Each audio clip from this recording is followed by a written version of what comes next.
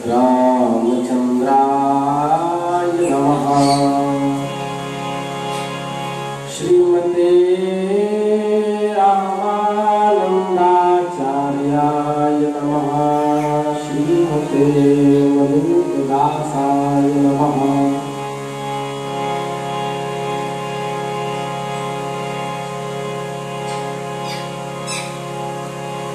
नमामि गंगे त्वत्पादपङ्कजं सुरासुरैर्वन्दितदिव्यरूपम् भुक्तिं च मुक्तिं च ददासि नित्यं भावानुसारेण सदा नराणाम्। सीतानाथ समारम्भाम् श्रीरामानन्दार्य मध्यमाम् अस्मदाचार्यपर्यन्ताम् वन्दे गुरुपरम्पराम्। श्रीराम जय राम जय जय राम, राम जय राम जय राम। सीताराम जय सीताराम, राधे श्याम जय राधे श्याम। नमः पार्वती पतये, हर हर महादेव। हरिशरणम भक्तवांछा कल्पतरु भक्तवत्सल शरणागत वत्सल दीन बंधु दया सिंधु निखिल हेय प्रतिनेक दिव्यानंद कल्याण गुणगण निलय सर्वैश्वर्य पराप्रत ब्रह्म भगवान श्री हरि की महती कृपा करुणा से हम आप सब इस विशुद्ध सत्संग परिसर में मनुष्य जन्म धारण करने का सर्वोत्कृष्ट साधन सत्संग श्रीमद् भागवत ग्रंथ के माध्यम से प्राप्त कर रहे हैं।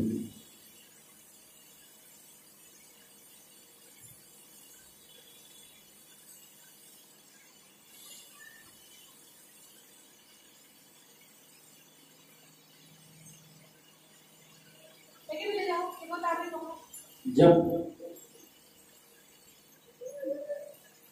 अंशुमान ने भी बड़ी नम्रता के साथ उत्कृष्ट तप किए, उसके बाद भी गंगा जी पृथ्वी पर नहीं आई। बहुत वर्षों तक घोर तप किया, उन्हें सफलता नहीं मिली और जातस्य ही ध्रुवोर मृत्यु ध्रुवम जन्म मृतस्य च, जो उत्पन्न हुआ है जो पैदा हुआ उसकी मृत्यु अवश्य होगी। किसी के पहले होती है, किसी के बाद में होती है। अंशुमान की मृत्यु आ चुकी थी,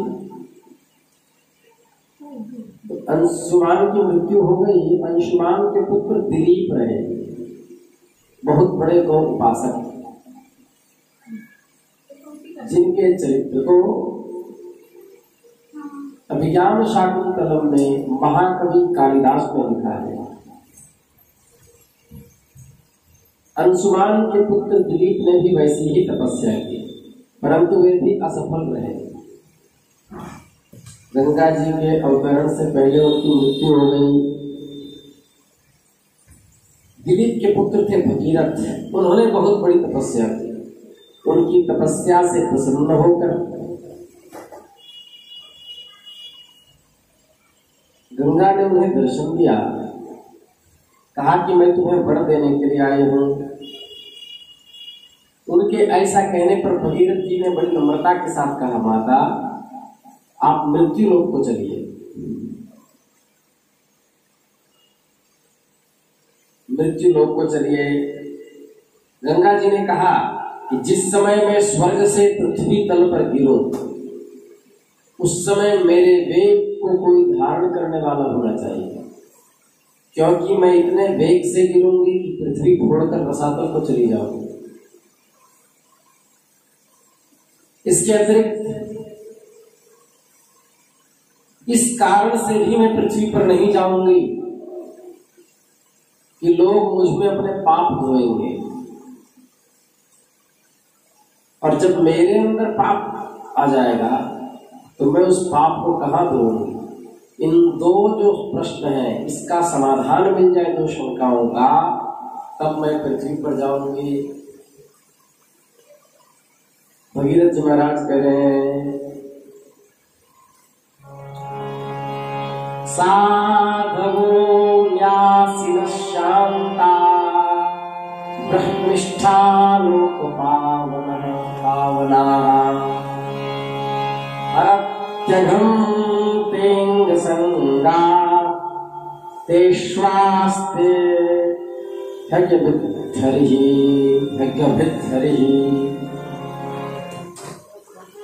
धारयिष्यति ते वेगं रुद्रस्त्वात्मा शरीरिणाम् यस्मिन्नोतमिदं प्रोतं विश्वं शाति वतन्तुषु।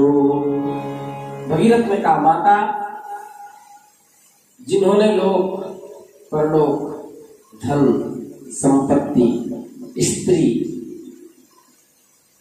पुत्र की कामना का त्याग करके संन्यास धारण कर लिया है, जो संसार से उपरत होकर अपने आप में शांत हैं, जो ब्रह्मनिष्ठ हैं और लोगों को पवित्र करने वाले परोपकारी सज्जन हैं, वे अपने अंग स्पर्श से आपके पाप को नष्ट कर देंगे। अर्थात गंगा जी में सामान्य जीव अपने पाप धोते हैं और इस तरह के महात्मा जब उस गंगा जी में स्नान करते हैं तो गंगा जी का पाप नष्ट हो जाता है। वृंदावन बिहारी लाल की जय। महात्माओं की महिमा है जाती है, क्योंकि इनके हृदय में सदा पाप नाशक भगवान नाम रहता है। उसके प्रभाव से आप में सामान्य जीव स्नान करके अपने पाप धुलेंगे और महात्मा जब आप में स्नान करेंगे तो आपके पाप नष्ट हो जाएंगे। रही बात वेग की, धारयिष्यति ते वेगं रुद्रस्त्वात्मा शरीरिणाम्, समस्त प्राणियों की आत्मा रुद्रदेव तुम्हारा वेग धारण कर लेगा। भगवान शिव, क्योंकि जैसे सारी सूत में ओतप्रोत है, वैसे ही सारा विश्व भगवान रुद्र में ही ओतप्रोत है। तुम्हारे वेग को भी धारण करने में भगवान रुद्र समर्थ है। इसलिए एक बहुत शास्त्रीय संगीत है, बहुत सुंदर संगीत है।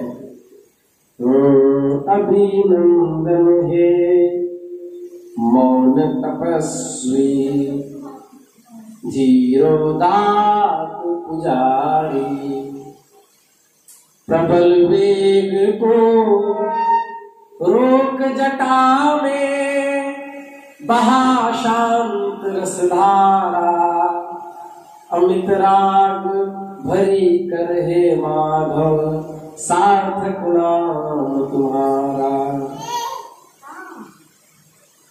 चिर बसंत में फूल रही है आशा की फुलवारी, जीरोदात पुजारी, नव जीवन भर हर कण कण में बहा शांत रसधारा। इस प्रकार भगवान रुद्र ने संपूर्ण समष्टि को धारण कर रखा है, उसी प्रकार आपको भी वह धारण करने में समर्थ है। तब गंगा जी से इस प्रकार वार्ता भगीरथ की हुई। उन्होंने भगवान शिव को प्रसन्न करने के लिए उत्कृष्ट तप किया। शिव जी प्रसन्न हो गए और उन्होंने कहा कि आप भगवती गंगा पृथ्वी पर आना चाहती हैं, आप उनके वेग को धारण कर लीजिए। शिव जी ने कहा आने दो। उन्होंने जटा खोल दी। जब जटाएं खोल दी तो अत्यंत वेग से गंगा जी पृथ्वी की ओर बढ़ने लगी। भगवान ने जटा में समेट लिया और थोड़े से एक जटा को हटा करके और उसके धार को बाहर निकाला, जो गंगा जी बह रही है।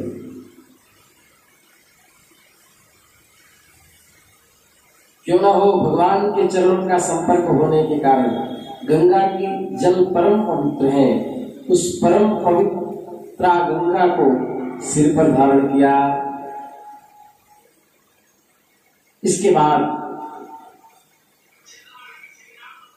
राजर्षि भगीरथ त्रिभुवन पावनी गंगा जी को वहां ले गए जहां उनके पितरों के शरीर राख के ढेर बने पड़े थे। कौन? सगर के 60,000 पुत्र जो महर्षि कपिल के नेत्र खोलने से भस्म हो गए, उनके उद्धार के लिए गंगा जी ने सगर के जले हुए पुत्रों को अपने जल में डुबा दिया। यद्यपि सगर के पुत्र ब्राह्मण के तिरस्कार के कारण भस्म हो गए थे, उनके उद्धार का कोई उपाय न था, फिर भी केवल शरीर के राख के साथ गंगा जल का स्पर्श होने से वो स्वर्ग चले गए। गंगा जल का स्पर्श होने से स्वर्ग चले। परीक्षित, जब गंगा जल से शरीर की राख का स्पर्श हो जाने से सगर के पुत्रों के स्वर्ग की प्राप्ति हो गई, तब जो लोग श्रद्धा के साथ नियम लेकर गंगा जी में स्नान करते हैं, उनके संबंध में कहना है क्या? हम लोग तो खुजली न हो जाए इसलिए गंगा जी नहीं जाते। हम लोग से बड़ा दुर्भाग्य किसका होगा? हम तो जाते हैं। भस्मी भूतांग संगेना स्वरयाता सगरात्मजाहा किं पुनः श्रद्धया देवी ये सेवन्ते धृतव्रताः।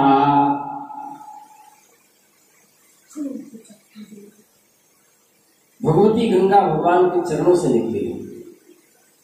जब वामनावतार में भगवान के चरण ब्रह्मा जी ने धुले, वही गंगा हुई।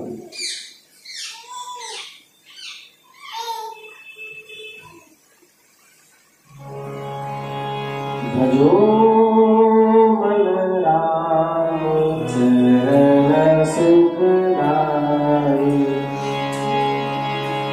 राम चरण सुखदाई। भजो मन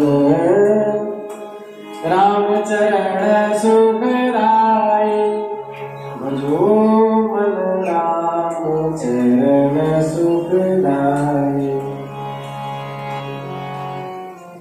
जिन चरणन से निकसी सुरसरी, जिन चरणन से निकसी सुरसरी, शंकर जटा समाई।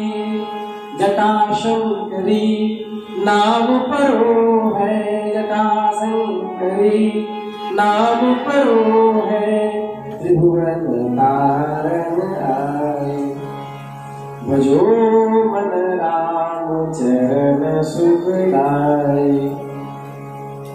जिन चरण की चरण पादुका भरत रहे निवलाई, जिन चरणन की चरण पादुका भरत रहे निवलाई।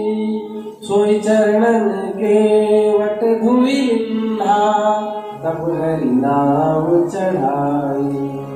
भजो मन राम चरण सुखदाई, राम चरण सुखदाई। भजो मन राम चरण सुखदाई, भजो मन राम चरण सुखदाई। भजो मन राम, भजो मन राम चरण सुखदाई।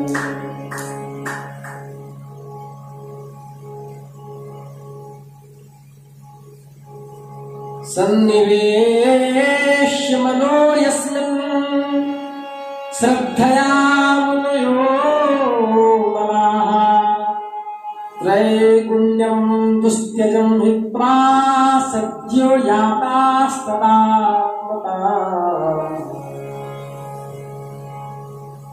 परीक्षित, मैंने गंगा जी की महिमा के संबंध में जो कुछ कहा है, इसमें कोई आश्चर्य की बात नहीं। क्यों?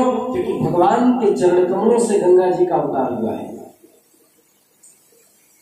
जिन चरण कमलों का स्मरण करने से, श्रद्धा के साथ चिंतन करने से बड़े बड़े अमलात्मा विमलात्मा निर्मल हो जाते हैं और तीनों गुणों के कठिन बंधन को काट कर सत्व रज और तम से ऊपर उठकर भगवत स्वरूप बन जाते हैं। फिर गंगा जी संसार का बंधन काटते, इसमें कौन सी बड़ी बात है?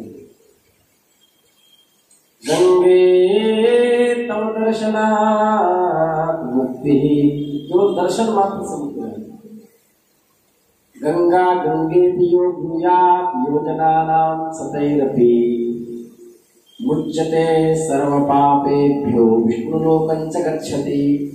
केवल गंगा गंगा जो दूर से कहता है, योजनानां सतैरपि 100 योजन दूर भी यदि है, ऑस्ट्रेलिया में बैठकर भी गंगा गंगा केवल कहता है, वो सब पापों से मुक्त होकर विष्णु लोक को चला जाता है। ये भगवती गंगा की महिमा है। उनका पृथ्वी पर अवतार हुआ। भगीरथ के पुत्र थे श्रुत, उनके पुत्र नाभ, ये पीछे के नाभ से भिन्न है। उनके पुत्र थे सिंधु द्वीप, सिंधु द्वीप के हुए अयुतायु, अयुतायु के पुत्र का नाम ऋतुपर्ण था, जो अयोध्या के सम्राट थे और महात्मा नल के मित्र थे, जिनके नाम से कली का नाश हो जाता, जो राजर्षि थे। इसलिए कहा करकोटकस्य नागस्य, महाभारत का श्लोक, करकोटकस्य नागस्य, करकोटक नाग, दमयन्त्या नलस्य च ऋतुपर्णस्य राजर्षेः कीर्तनम कलिनाशनम। कलियुग का प्रभाव उसके ऊपर नहीं होता, जो प्रतिदिन करकोटक नाग, दमयंती, महात्मा नल और राजा ऋतुपर्ण का स्मरण करते हैं। सुबह एक बार श्लोक बोल ले, दिन भर कलयुग प्रवेश नहीं करेगा। करकोटकस्य नागस्य दमयन्त्या नलस्य च ऋतुपर्णस्य राजर्षेः कीर्तनम कलिनाशनम। एक गृहस्थ था, उसको बहुत क्रोध आता था, तो धर्म संघ वाले गुरु जी के पास पहुंचा, जो हमारे महाराज जी के गुरुदेव थे, जो पढ़ाते थे। बोला महाराज मुझे बहुत क्रोध आता है, क्या करूं क्या करूं।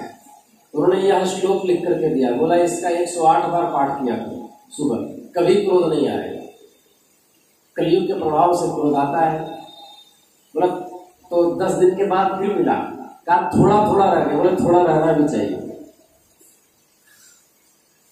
अर्थात कली के जितने दुर्गुण हैं वो उसके अंदर कभी प्रवेश नहीं कर सकते, जो इनका नाम लेता है। करकोटकस्य नागस्य दमयन्त्या नलस्य च ऋतुपर्णस्य राजर्षेः कीर्तनम कलिनाशनम। यही ऋतुपर्ण है जो अयुतायु के पुत्र हुए।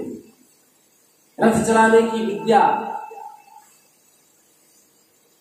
महात्मा नल के पास थी। जब दमयंती के पास जा रहे थे तो रथ ऐसा मानव प्रतीक होता था कि वायु के वेग से उड़ रहा हो, इतना तीव्र रथ था, मन की गति से चलता था। ये विद्या महात्मा नल के पास थी। और ऋतुपर्ण के पास पाशा फेंकने की विद्या थी। पाशा फेंकने की विद्या का रहस्य उन्होंने नल को सिखाया था, और अश्व विद्या महात्मा नल ने ऋतुपर्ण को सिखाया था। ऋतुपर्ण के पुत्र में सर्वकाम, सर्वकाम के पुत्र का नाम था सुदास, सुदास के पुत्र हुए सौदास, सौदास की पत्नी का नाम मदयंती था। कहीं कहीं सौदास को कलमाष्टपाद कहते हैं, जो महर्षि वशिष्ठ की शाप से राक्षस हो गया था। परीक्षित एक बार राजा सौदास शिकार खेलने गए हुए थे, वहां उन्होंने किसी राक्षस को मार डाला और उसके भाई को छोड़ दिया। उसने राजा के इस काम को अन्याय समझा। उनसे भाई की मृत्यु का बदला लेने के लिए वह रसोइये का रूप धारण करके उनके घर गया। जब एक दिन भोजन करने के लिए गुरु वशिष्ठ जी राजा के यहाँ आए, तब उसने मनुष्यों का मांस पका करके परोस दिया। सर्वसमर्थ महर्षि वशिष्ठ ने देखा कि परोसी जाने वाली वस्तु नितांत अभक्ष्य है, तब उन्होंने क्रोधित होकर राजा को शाप दे दिया कि जा इस काम से राक्षस हो जा। जब उन्हें यह बात मालूम हुआ कि यह काम सौदास का न होकर के किसी राक्षस का काम है, तब उन्होंने शाप को केवल 12 वर्ष की अवधि तक सीमित कर दिया। उस समय राजा सौदास भी अपने अंजलि में निर्दोषावस्था में होने के कारण जल लेकर महर्षि वशिष्ठ को शाप देने के लिए उद्यत हुए, परंतु उनकी पत्नी मदयंती ने उन्हें रोक दिया। ऐसा मत करो, ये महात्मा है, तब इस जल को कहां छोड़ो। तो उन्होंने अपने पैरों पर डाल लिया पांव, सौदास के पांव जल गए उस जल से, काले पड़ गए, इसलिए उनका नाम कलमाशपाद पड़ा। एक दिन राक्षस बने हुए राजा कलमाशपाद ने एक वनवासी ब्राह्मण दंपत्ति को देख लिया। कलमाशपाद को भूख लगी थी, वे ब्राह्मण को खाना चाहते थे। ब्राह्मण पत्नी ने कहा कि अभी मेरे पुत्र नहीं है, मेरी पुत्रहीना हूं, इसलिए मेरे पति को मत खाओ, आपको ऐसा अधर्म नहीं करना चाहिए, मेरे ब्राह्मण पति को दे दो। किंतु बहुत समझाने के बाद भी उसने माना नहीं। पहले मुझे खा लीजिए, मेरे पति को छोड़ दिए, गिड़गिड़ाती रही। पर उस कुर्री पक्षी की भांति करुणा करने वाली उस ब्राह्मण पत्नी का उसने एक भी न सुना, और ब्राह्मण को खा गया जैसे बाघ किसी पशु को खाता है। सौदास जो कलमाशपाद राक्षस बन चुके थे, जब ब्राह्मणी ने देखा कि राक्षस ने मेरे गर्भाधान के लिए उद्यत पति को खा लिया, तब उन्हें बड़ा शोक हुआ। उसने श्राप दे दिया, रे पापी, मुझ अभागिन को तूने विधवा कर दिया, तूने मेरे पति को खा लिया, इसलिए जब तुम प्रेम भाव से अपनी पत्नी का स्पर्श करोगे उस समय तुम्हारी मृत्यु हो जाएगी। 12 वर्ष बीतने पर राजा सौदास साप से मुक्त हो गए। जब वे अपनी पत्नी के पास पहुंचे तब उन्हें ब्राह्मणी के श्राप का स्मरण हुआ है। तब उन्होंने स्त्री सुख का बिल्कुल परित्याग करके घर गृहस्थ को छोड़ करके जंगल की ओर जाने लगे। महर्षि वशिष्ठ से नियोग विधि से मदयंती के गर्भ रहे और मदयंती के 7 वर्ष तक गर्भधारण किए रहे, किंतु उन्हें बालक उत्पन्न नहीं हुआ। तब वशिष्ठ ने पत्थर से उनके पेट पर आघात किया। संस्कृत में पत्थर को अश्मक कहते हैं, अश्मक। तो पत्थर की चोट से वह बालक बाहर आया, उसका नाम अश्मक हुआ। अश्मक से मूलक का जन्म हुआ। जब परशुराम जी पृथ्वी को छत्रीहीन कर रहे थे तब स्त्रियों ने इसे छिपा कर रखा था, इसी से उसका नाम नारी कवच भी हुआ। इसलिए क्षत्रियहीन हो जाने पर भी क्षत्रियों के मूल प्रवर्तक अश्मक हुए, जो गुफाओं में छिपा कर रखे गए। मूलक के पुत्र हुए दशरथ, दशरथ के ऐडविड के राजा विश्वसह के पुत्र चक्रवर्ती सम्राट खटवांग हुए। युद्ध में उन्हें कोई जीत नहीं सकता था। आज की कथा कल कहेंगे। श्री वृंदावन बिहारी लाल की जय। नमः पार्वती पतये। हर हर महादेव।